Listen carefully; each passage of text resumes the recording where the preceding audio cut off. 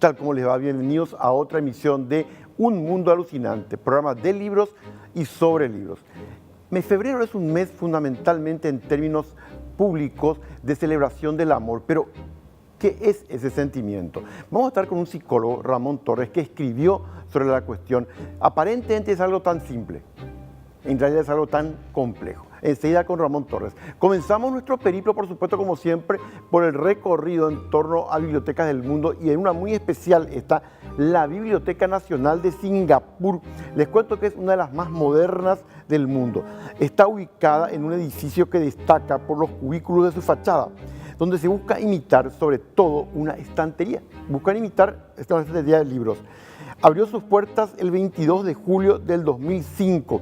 Lo que quiere el gobierno de Singapur, saben que es convertir a Singapur, qué interesante, en una suerte de centro de ciencias en el sudeste asiático, que pueda motorizar la investigación, la ciencia, la educación y la información para toda la región. Hay poderes parlamentarios que tiene esta biblioteca y guarda un fondo permanente de todo el archivo impreso en el país. Aconseja al gobierno, por supuesto, provee referencias, bibliografía y préstamos entre bibliotecas para su utilización en los departamentos del gobierno y parlamento. Y atiendan bien este dato, debe ser único en el mundo lo de esta biblioteca. En la parte del sótano existe un espacio llamado Mi Casa en el Árbol, y saben que pretenden hacer que sea la primera biblioteca ecológica para niños del mundo. Esto significa que se ha construido solo con materiales reciclables, incluyendo 3.000 botellas de plástico reciclado recogidas en las escuelas públicas. ¿Y qué simulan estas botellas? La copa del árbol al tiempo que cumplen una función de lámpara. La Biblioteca Nacional de Singapur, realmente moderna y con un aporte importante también a la ecología. Y por supuesto, llega la sección en que vamos a hablar de lo que significa una película basada en un libro. Yo les recuerdo que, según Hugo Gamarra Echeverry, cineasta paraguayo, más de la mitad de todas las películas producidas a lo largo de la historia del cine está basada en libros. Y esta en particular encierra aventuras y enseña romances. Les cuento de qué va. Memorias de África, de Isaac Dinesen. Es un libro de memorias de Isaac Dinesen. Publicado el libro en 1937, relata eventos relacionados con esta mujer en el periodo de 17 años, donde ella y su marido, el barón Blixen, fueron a residir en África, concretamente África Oriental Británica en aquel entonces. El libro es una reflexión sobre cómo se vive a partir de ciertas personas que causan una impresión fuerte. Es una fotografía de la vida colonial en África durante las postrimerías del Imperio Británico. Les cuento, Blixen escribió el libro solo en inglés, luego lo tradujo al danés, y dentro de ese mundo de las memorias de África, esa visita que constituyó finalmente una forma de vida en África, está el enamoramiento de esta escritora de un aventurero. Esto básicamente nosotros tenemos en cuanto se refiere a la obra literaria. Sobre la película, así como la obra literaria surgió en 1937, la película en 1985, nada menos que con Meryl Streep, Robert Redford, dirigida por Sidney Pollack. No es fiel al texto original. Trata de varios episodios en Kenia de Dinesen durante la época que era una colonia británica, y ese punto, el cazador local, que es un hombre profundamente libre y amante de la naturaleza, que cautiva a Dinesen, ya ella casada. Por supuesto, les cuento, concluye con el retorno de Dinesen, de la mujer, a Europa cuando se llegaba la Primera Guerra Mundial. Y febrero es el mes del amor, es el mes de San Valentín, 14 de febrero. Hace unos días nomás estuvimos recordando. Y queremos preguntarle a la gente entonces exactamente qué recomienda de lecturas románticas o qué lee de lecturas románticas. Esto salió en esta entrevista. ¿Solés leer novelas románticas? Sí, ¿Cuál es el último libro romántico que leíste? Atardecer en París. ¿Y de qué trata? Y de un muchacho bibliotecario, de un cine, que siempre tenía una clienta que se iba siempre los miércoles o los jueves, pero nunca se animaba a hablarle. Hasta que se animó a hablarle y ahí surgió todo.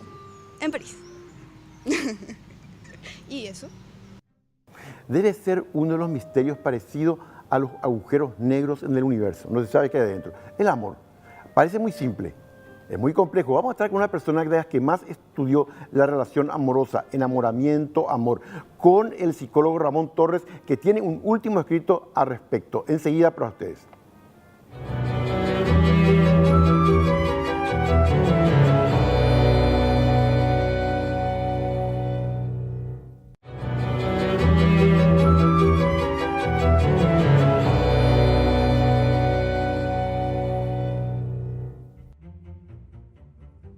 Si ustedes me preguntan con respecto a nuestro entrevistado, ¿qué experiencia tiene él para establecer un libro como el del amor, que trata de así de simple, así de complicado? Les hablo de Ramón Torres. ¿Cómo te va, Ramón? ¿Qué tal, Carlos? ¿Cómo estás? Gracias por invitarme. Al contrario, en estos días del amor, vos me comentabas recién una historia que yo la desconocía. Sí. Esto surgió a partir de tu separación. Vos estabas casado. Sí, claro, mira, yo cometí la historia famosa de la mayoría de nosotros, que se enamora profundamente y comete el error de tomar una decisión permanente por una emoción pasajera. Ya, o sea, porque nadie nos enseñó, y ahora recién estamos los psicólogos hablando de que nadie debe casarse estando enamorado. Eso me lo vas a explicar enseguida. Sí, entonces, y esa fue la historia, me casé enamorado, para siempre, vamos a envejecer juntos, y toda la historia de los que se casan enamorados, y a los 5 o 6 años comenzaron los problemas, las dificultades, y a los 10 años nos odiábamos, literalmente era una situación donde ya era guerra, pelea, discusión. Entonces un día me senté con ella y le dije, ¿sabes qué? Vos no sos feliz, yo no soy feliz, yo creo que el mejor camino es divorciarnos. Y al final nos divorciamos, pero siempre me quedó la duda. ¿Qué duda? ¿Por qué me divorcié si yo le amaba tanto y ella me amaba tanto? O sea, porque recuerda, algo interesante pasa con los enamorados. La persona que se enamora tiene una emoción, casi como una emoción violenta. O sea, quiere verle, quiere tocarle, quiere abrazarle, quiere estar con ella, quiere salir, le llama, le dice yo te amo, yo también. Y inmediatamente que nos enamoramos usamos mal el verbo. En realidad, uno se enamora y al poco rato ya dice te amo. ¿Ya? Y eso que siente no es amor. ¿No es amor? No, no es amor. El amor tiene que ver con una decisión pensada, razonada, porque yo ya soy feliz. Te quiero amar y te quiero hacer feliz porque yo tengo el poder para hacerte feliz. No buscar eso mismo antes. Muy bien, la mayoría de nosotros va por la vida, lo razonaste perfecto, la mayoría de nosotros va por la vida como una media cosa de algo, que así nos enseñaron. Sí, Esta sociedad claro. te enseña, tú eres la media naranja, la media toronja, y te vas por la vida infeliz, escúchame bien, porque todavía no sos completa o completo. O sea, te vas infeliz porque sabes que te falta tu media toronja, ¿verdad? Y de pronto te encontrás con alguien que te llena, que te satisface, que por fin te hace ver la luna y las estrellas. Esa persona está enamorada de vos y vos también te comenzás a enamorar.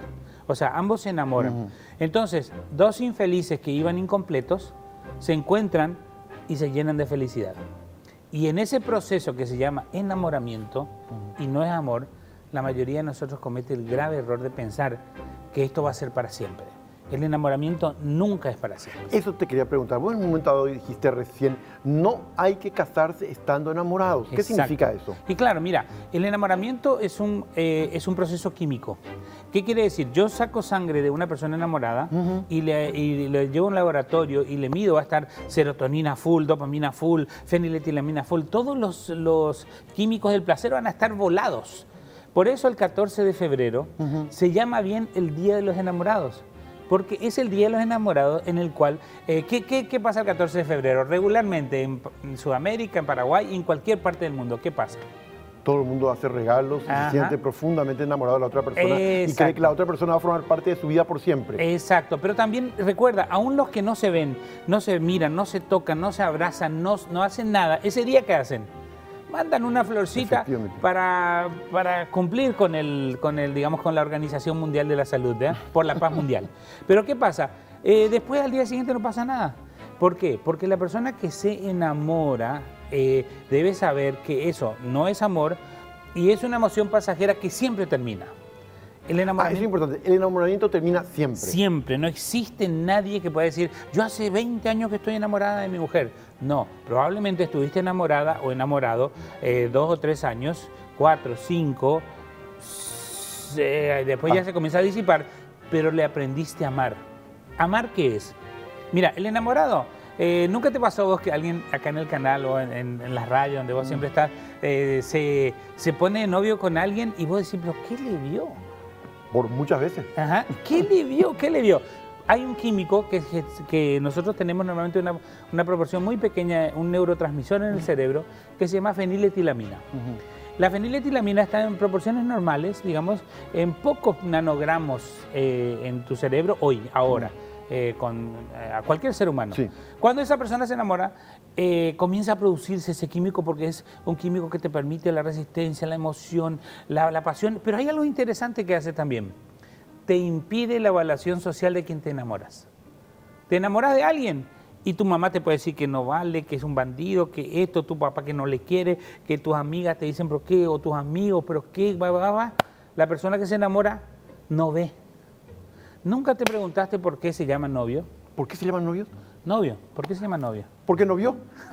Novio. Claro, el enamorado no ve a la otra persona. Por eso se llama novio, no vio. No vio. No vio, ¿por qué? Porque no tiene la habilidad para ver. Todo el mundo puede darse cuenta, ¿eh? Todo el mundo. Entonces, ¿qué pasa?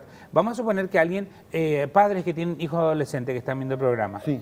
y se pone de novia o de novio su hijo adolescente y le comienza, no, ese no te conviene, ese no queda. Bueno, este químico, cuanto más parece que es imposible, cuanto más parece que va a hacerlo Montescos contra Capuletos, cuanto más parece que van a luchar, ese te hace, no, yo le quiero, yo le amo, nunca me voy a ir de la casa, le voy a mentir a mis padres, voy a hacer lo que sea, pero nadie va a destruir este amor, porque está enamorada o enamorado.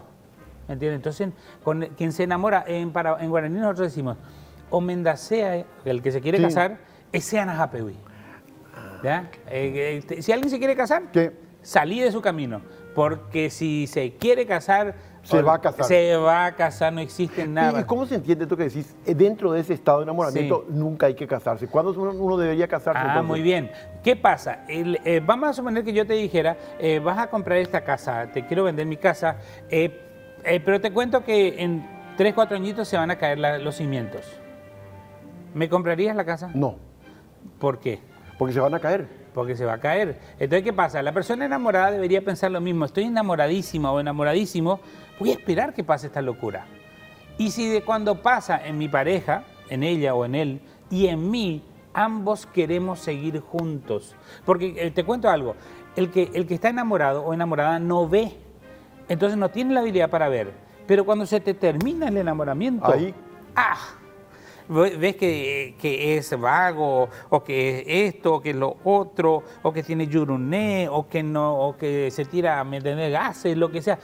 Pero antes, cuando estabas enamorada, No notabas nada. no, era al contrario, respirabas esos gases con alegría. Y para los padres que están viendo el programa, ¿en qué momento se puede medir que pasa del enamoramiento al amor?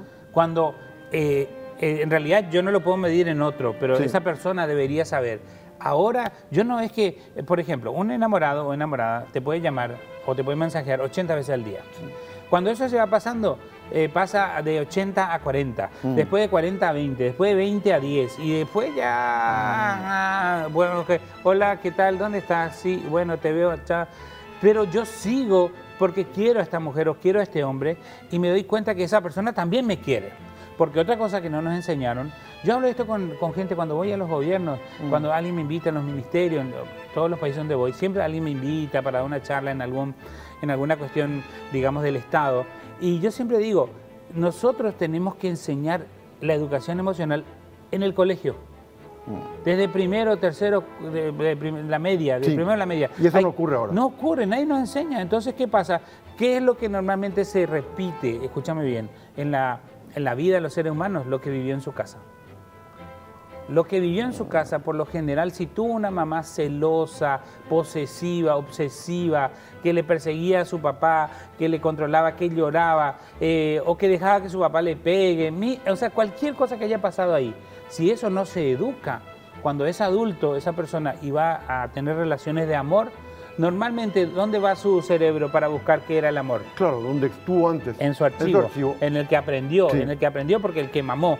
Y normalmente, si su mamá era dependiente emocional, esa persona va a ser dependiente emocional. Si su papá era agresivo, violento, machista, normalmente el hombre tiende, si no se educa, Claro. tiende a ser de la misma forma. Pero es grave esto porque quiere decir que no nos están educando para ser maduros emocionalmente. Lo dijiste claramente, madurez emocional, ¿qué implica? Por ejemplo, ¿escuchaste las canciones que dicen, o serás mía, Así mismo. o de nadie? Claro, claro. ¿Sí? ¿Y cómo no? Si la persona no quiere ser mía, yo tengo que tener la madurez emocional para decir, qué bueno que no terminamos, qué bueno que se va de mi vida.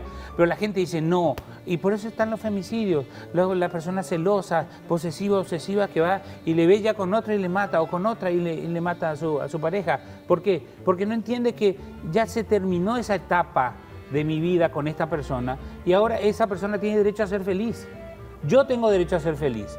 Y si nuestra relación se terminó porque no funcionó, y normalmente no funciona por culpa de dos, ¿sí? Normalmente los dos no han sido educados tampoco, o sea que la culpa es una palabra relativa, ¿me entendés? Pero vamos a suponer que me dijeras, los dos infelices, que de pronto se encontraron y fueron felices, están muy emocionados, tienen que esperar que pase esa locura.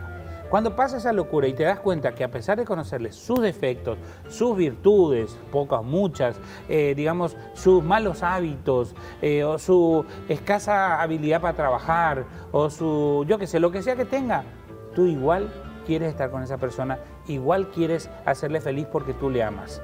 Pero interesante lo que estás diciendo porque son sentimientos diferentes, claramente el amor del enamoramiento. Sí, totalmente. Y se mide en la sangre. Por eso te digo, imagínate que se mide en la sangre. Se hace un examen. Este estudio se hizo desde los años 80. Y te cuento, no sé qué tanto tiempo tenemos en realidad. Se hizo un estudio a través de cuando apareció la tecnología de imágenes, se hacía un estudio computarizado, ¿verdad?, del cerebro enamorado. El cerebro enamorado, cuando le muestran la foto de su novia o novio, explota. Hay una actividad cerebral, pim, pim, pim, pim. La persona está, le muestran, le hacen escuchar la voz y hasta tiene reacciones en el área de la corteza frontal, en todos lados, el cerebro explota. Cuando tú le vas haciendo ese seguimiento al inicio, 6 meses, 1 año, año y medio, poco a poco los mismos estímulos ya no hacen tanto efecto, ya no generan la misma emoción. Todavía hay emoción en el cerebro, todavía se encienden en algunas partes, pero ya no es ese incendio inicial. Dice que el cerebro claramente atraviesa fases de cambio cuando estamos enamorados. Exacto. Y el corazón es una metáfora más entonces. El corazón yo siempre digo el corazón un motorcito. Claro. No tiene nada que ver porque, ¿qué pasa? Lamentablemente nadie nos enseñó que normalmente los seres humanos manejamos las emociones en nuestro hemisferio derecho, ¿sí? Es raro que la derecha maneje las emociones, ¿verdad? Y la izquierda el hemisferio izquierdo maneja la razón, el sentido común, o sea, el sentido de supervivencia, entonces la lógica. Entonces, ¿qué pasa que nosotros tenemos que hacer? Cuando yo le voy enseñando a mis hijos, si el Estado no hace nada, porque a veces ni nadie le preocupa, lo que yo puedo enseñarle a mis hijos es, mira, te vas a enamorar muchas veces, vas a tener, y con cada enamoramiento vas a sentir que la vida por fin encontraste el universo para vos.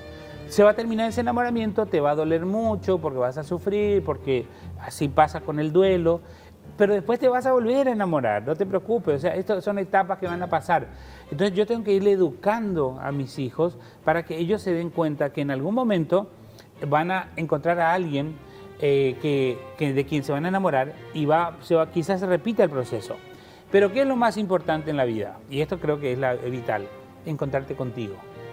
Cuando una persona se encuentra consigo, se ama con locura y no necesita de nadie para ser feliz, porque ya es feliz con su estudio, su trabajo, su pareja, sus hijos, sus sueños, sus viajes, ayudando a personas con su fe, su religión, lo que sea. Es feliz con todo lo que tiene el poder para hacerle feliz a otro. Porque ¿qué pasa? La mayoría de nosotros, a mí pasa en consulta, pero a vos te va a pasar alguna amiga o amigo que se separó o se divorció. Viene a hablar contigo y vos le dices, che, ¿qué pasó? Qué lástima. Y normalmente, ¿a quién le culpa a esa persona? Le dice, me separé. ¿A quién es culpable? Claro, la otra. La otra persona. Pero si vos hablas con la otra o el otro, ¿qué te dice? ¿El culpable fue? El otro. Y eso es lo que nos ha enseñado esta sociedad, que yo tengo que evitar la culpa. Yo no soy culpable. ¿Ya? Yo no soy culpable porque si nos separamos fue por culpa de ella o de él, que no entendía luego que era un salvaje, que era no sé, lo que sea. Eso cambia hasta el día que yo me di cuenta, no, La verdad es que yo permití muchas cosas. Ayer justamente una paciente me decía, escúchame bien, tantos años que este bandido me destruyó la vida. Sí. Porque Sí. ese es el discurso, ¿verdad? Por supuesto. Y entonces yo le digo, no, discúlpame. Tantos años que vos permitiste que esa persona te destruyera la vida. Me dice, entonces yo soy el culpable, sí. No, le dije, mira, como vos no te amabas, como vos no te conocías, como vos no te valorabas, como vos no te respetabas, otro tuvo el poder para hacerlo. Ahora, cuando vos comiences a amarte, cuando vos comiences a respetarte, a valorarte, vamos a suponer que comenzás una nueva relación. Y esa persona te das cuenta, al principio muy miel, toda miel, Sí. ¿viste? Luna de Luna de miel, claro. pero un día comienza la luna de hiel, ¿me entendés? Se cambia la miel por la hiel, por el maltrato, el enojo, el grito, la ofensa, la burla, la indiferencia. ¡Epa! Esto ya lo viví. Conmigo no. Porque yo no voy a permitir que nadie me vuelva a hacer lo que ya me hizo el otro, porque yo ya aprendí. Pero ¿qué pasa? La mayoría repite y repite una y otra vez lo mismo. Y dice, ¿por qué no tengo suerte en el amor? ¿Por qué siempre me engañan? ¿Por qué siempre me dejan? ¿Por qué siempre Y no era por culpa de la otra persona. Soy yo que no me amo. Entonces soy yo quien permito que me maltrate, me lastime, me engañe, esto, lo otro. ¿Qué hace una persona celosa? Que de pronto descubre que su pareja quiere el celular. ¿Viste? El celular Sí, hoy en día por es supuesto. aterrador. Entonces, descubre que más o menos ve que su pareja esconde el celular y no le deja ver y no quiere que toque el celular. ¿Qué hace esa persona regularmente en este planeta? Comienza a perseguirle. A ver si puedo encontrar la huella, la señal, meter el dedo, no sé, lo que sea, para tratar Hay un chiste que va en internet estos días, que una señora ve que su marido está muy dormido, y agarra su celular y le pone todos los dedos. Y no abre el celular. Entonces le saca los dedos de los pies y le pone todos los dedos de los pies y no abre el celular. Entonces, por último, se va, porque dice, no, esto no sé cómo. Entonces se levanta el hombre y se sonríe y le toma al perrito y le pone O sea, para que te des cuenta cómo hoy en día es terrible este tema de la persona ansiosa de controlar la vida del otro. Y sabes, cuando yo le pregunto, ¿por qué le controlás? ¿Por qué le perseguís? ¿Por qué le estás así investigando el mail, el Gmail, el Hotmail, el WhatsApp, el Facebook? Y me dice, porque yo le amo. Y todo lo que me está indicando no es amor. Es un trastorno de la personalidad por dependencia. Se llama dependencia emocional. Muchísimas gracias, ha sido un placer escucharte. Está el libro que les recomendamos, así de simple, así de complicado. Muchas gracias, Ramón. No, gracias a ti. Volvemos en instantes.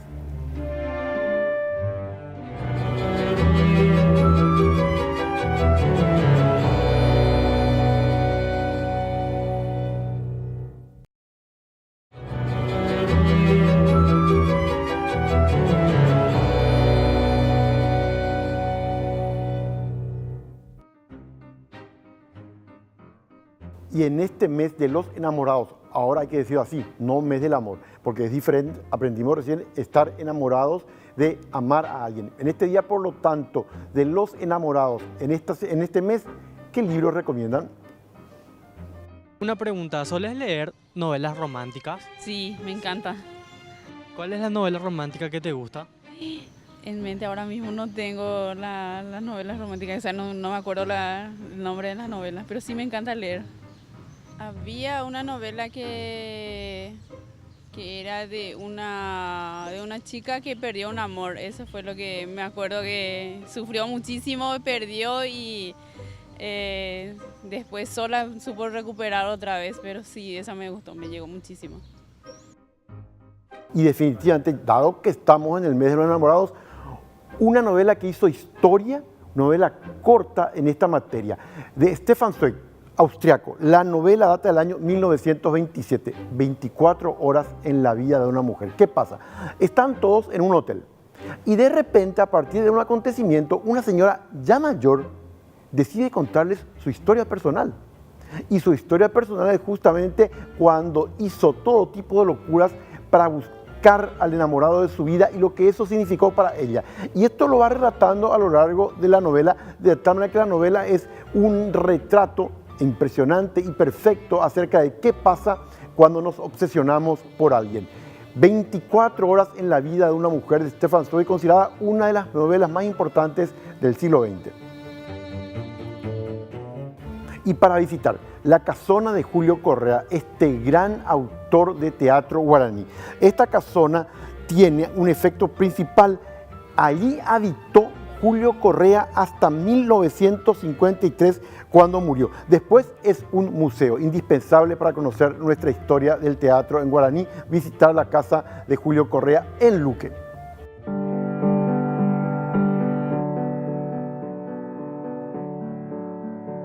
En el centro de Luque, una casa en particular llama la atención por su gran corredor y rica historia.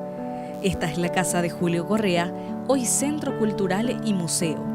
En el lugar se encuentran las pertenencias de este gran actor y poeta paraguayo. Esta casa pertenecía a los padres de don Julio Correa. Tiene más de 100 años esta construcción.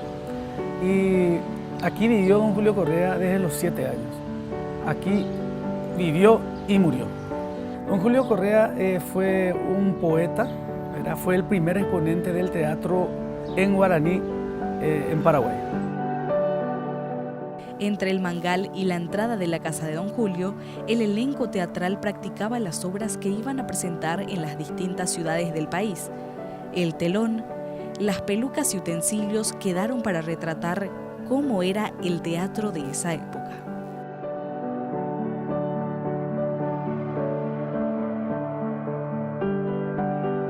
Y en el museo encontramos obras literarias, ¿verdad? Poemas cortos de don Julio Correa. Encontramos, por ejemplo, la Virgencita, que es un símbolo de la familia de la esposa de don Julio Correa, de doña Georgina. También encontramos varias pertenencias de la obra de teatro de don Julio y también las pertenencias personales de don Julio Correa. Hay mucho para ver de don Julio Correa. El museo está dividido en 3 salas que van contando la vida de una de las personas que marcaron una época de la cultura paraguaya. En uno de los salones, una puerta que está en el piso y lleva a la parte subterránea llama la atención de los turistas. También se quedan maravillados con la historia de Pincho, el perro de Julio Correa. Lo que más le atrae a los visitantes es el perro Pincho, el perro de don Julio Correa. Pincho tiene su historia, fue el perro fiel de don Julio Correa, le acompañaba hasta la estación de ferrocarril cuando Julio Correa debía de viajar a Asunción, ¿verdad? Le acompañaba. Y a la vuelta también iba a esperarle cuando escuchaba el primer silbato del tren. La Casa Museo abre sus puertas de lunes a sábados de 8 a 12 horas y de 13 a 17 horas. La entrada es libre y gratuita para todo aquel que quiera ir a disfrutar de un poco de historia paraguaya. Y uno de los libros que está recomendado especialmente para esta semana y siempre, de Julia Navarro, Tú no matarás. Esto está en Literato, es una obra apasionante y Julia Navarro es muy leída, por cierto, en Paraguay. Son 3 amigos. Fernando es un joven editor, hijo de un republicano que fue reprimido en la Guerra Civil de España, con Catalina Eulogio. ¿Qué deciden hacer los 3? Vamos a huir de España, que está bajo una suerte de manto de opresión terrible, y entonces van a recorrer escenarios como la Alejandría de la Segunda Guerra Mundial, el París ocupado, Lisboa, Praga, Boston o Santiago de Chile. Van viajando, van buscando. ¿Qué buscan en realidad? En Literato, no se pierdan Tú no matarás, de Julia Navarro.